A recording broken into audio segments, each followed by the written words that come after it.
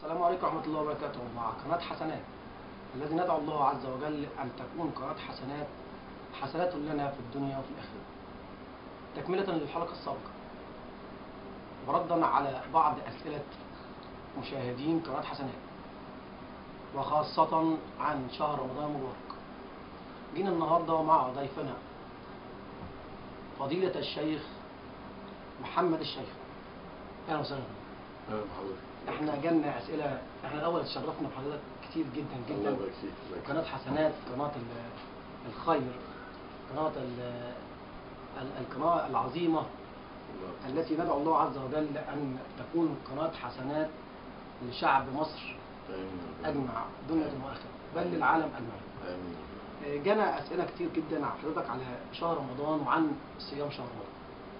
ففي بعض الاسئله جات حضرتك بيقول زي مثلا رأي فضيلة حضرتك عن لو في حد شغال شغلانة مثلا زي حداد، شغلانة شاقة، نقدر نقول له ايه لو هو بيطلب الإذن بأنه ممكن يفطر؟ هل ليه تصريح انه يفطر؟ نعم. الحمد لله والصلاة والسلام على رسول الله وبعد. نعم، هناك بعض الناس أعمالهم شاقة فلا يستطيعون معها الصيام، فهؤلاء نقول لهم يجوز لكم أن تفطروا أثناء العمل الشاق، كمن يعملون مثلا في الأفران الحارة الشديدة جدا أو غير ذلك من الأعمال التي تحتاج إلى تعب شديد، فهؤلاء يجوز لهم الفطر، ولكن يجب عليهم القضاء بعد رمضان. كيفية القضاء فإنهم بعد رمضان يكون عندهم أجازات، في اليوم الذي فيه أجازة عنده، جالس في البيت في رمضان أو في غير رمضان، فإنه يصوم هذه الأيام، لأن الله سبحانه وتعالى أباح للمسافر وللمريض أن يفطر، فقال سبحانه: فمن كان منكم مريضا أو على سفر فعدة من أيام أخرى. والسفر مظنة المشقة، وهذا الذي عمله شاق، هذا ليس مظنة مشقة، بل المشقة حقيقية موجودة الآن، فهذا يجوز له أن يفطر، ولكن يجب عليه أن يقضي هذه الأيام بعد رمضان. بعض الناس يقول: طب كيف يقضي؟ ده عمله مستمر. نقول: في الأجازات وفي العطلات التي يجلسها في البيت فإنه يقضي هذه الأيام بإذن الله تبارك وتعالى. نسأل الله سبحانه وتعالى أن يعين جميع المسلمين على الصيام في هذا الشهر الفضيل. نعم. بعض السائلين وخاصة مريض ندعو الله أن يشفيه يعالج من مشاكل في الصدر، نعم، فيستعمل بخاخة للتنفس، فيسأل: هل البخاخة تفطر؟ ده سؤال فعلا مطلوب، كثير من الناس يحتاجون إلى هذه الإجابة. فأولا ندعو الله عز وجل أن يشفي جميع مرضى المسلمين، اللهم آمين، من جميع الأمراض والأسقام. هذا مسألة استعمال بخاخ توسعة الشعب الهوائية، فهذا البخاخ لا يفطر الصائم. لماذا؟ لأنه ليس طعاما ولا شرابا، هو هواء به أكسجين زائد لكي يوسع الشعب الهوائية، فليس طعاما ولا في معنى الطعام والشراب. فمن كان يستخدم هذا البخاخ فإن صيامه صحيح، حتى ولو استخدمه أكثر من مرة في اليوم في النهار، فصيامه صحيح إن شاء الله تبارك وتعالى. والله سبحانه وتعالى يعفو عن مثل هؤلاء، عن مثل هذه الأشياء بإذن الله تبارك وتعالى. نعم. حضرتك في بعض الفتيات تسأل إنها كانت أيام الحيض تصوم وهي لا تعلم حرمانية ذلك، هل يجوز الصيام أم لا يجوز؟ نعم، بالنسبة للصيام أثناء الحيض فلا يجوز، بل يحرم الصيام أثناء الحيض، لأن الحيض مانع من موانع الصيام. قلنا شروط الصيام 6: لابد يكون الصائم مسلم بالغ عاقل مقيم قادر خالي من الموانع الشرعية.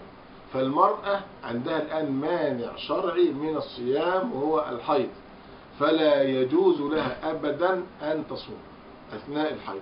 فمن كانت صامت أثناء الحيض وهي غير عالمة بهذا الحكم فهي مرفوع عنها الإثم لقول الرسول صلى الله عليه وسلم إن الله تجاوز عن أمتي الخطأ والنسيان وما استكرهوا عليه، فهذه صمت خطأ فمرفوع عنها الإثم، وعليها أن تصوم في أيام الطهر وتفطر في أيام الحيض بإذن الله تبارك وتعالى. نعم. إحدى المرضى يسألون أيضا سيادتكم عن تحليل الدم، هل يفطر نعم. أم لا؟ تحليل الدم هو عبارة عن أخذ عينة من الدم ليحلل الإنسان دمه ليعرف الطبيب ما عنده من الأمراض. فهذه العينة يسيرة وبسيطة فلا تفطره إن شاء الله، لأن هذا أخذ من الدم. فالذي يفطر هو دخول الطعام أو الشراب أو ما في معناهما من المدخل الطبيعي، والمدخل الطبيعي للإنسان هو الفم والأنف. فلو دخل طعام أو شراب أو شيء في معنى الطعام والشراب يعني يكون مغذيا مثلا فهذا يفطر.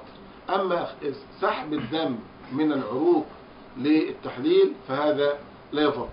لكن أقول لو كان سحب الدم كثيرا جدا كالحجامة مثلا أو التبرع بالدم فهذا يؤدي إلى ضعف الإنسان ضعفا شديدا يضطر معه أن يحتاج إلى طعام. فبالتالي الإنسان عليه أن يؤخر الحجامة ويؤخر التبرع بالدم إلى الليل ولا يفعل ذلك أثناء النهار. نعم.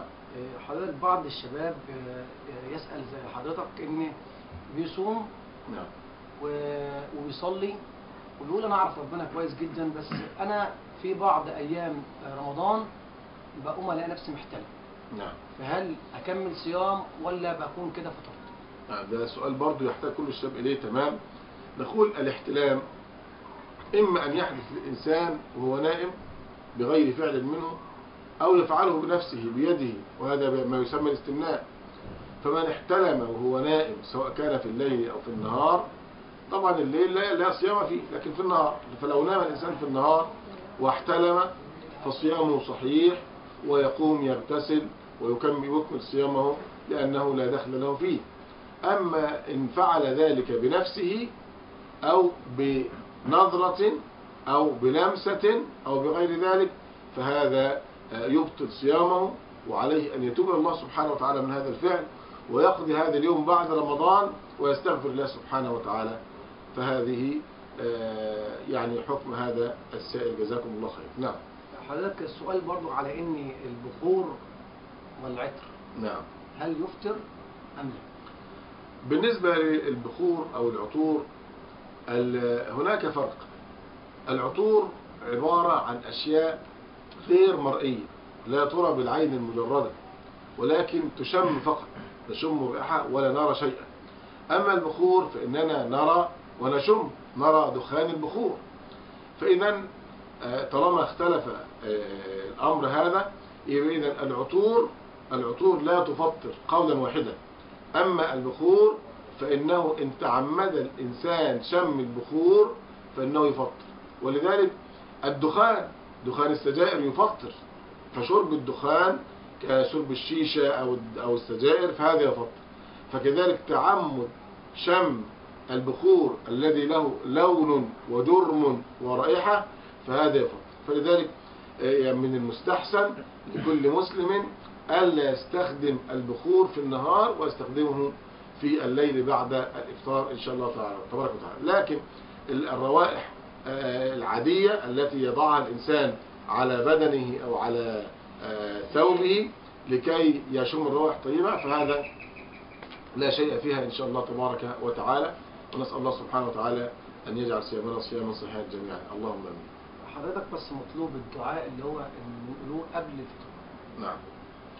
قبل الفطار يستحب لكل مسلم أن يقول اللهم لك صمت وعلى رزقك أفطرت، ذهب الظمأ وابتلت العروق وثبت الأجر والثواب إن شاء الله. فهذا دعاء النبي عليه الصلاة والسلام. ونسأل الله سبحانه وتعالى بأسماء الحسنى وبصفاته العليا أن يتقبل منا جميعا أعمالنا الصالحة من الصيام والقيام وقراءة القرآن وكل الطاعات، ونسأله سبحانه وتعالى أن يبرم لمصرنا الغريب أمر رشد يهدى فيه أهل معصيته وينصر فيه أهل طاعته ويؤمر فيه بالمعروف وينهى فيه عن المنكر.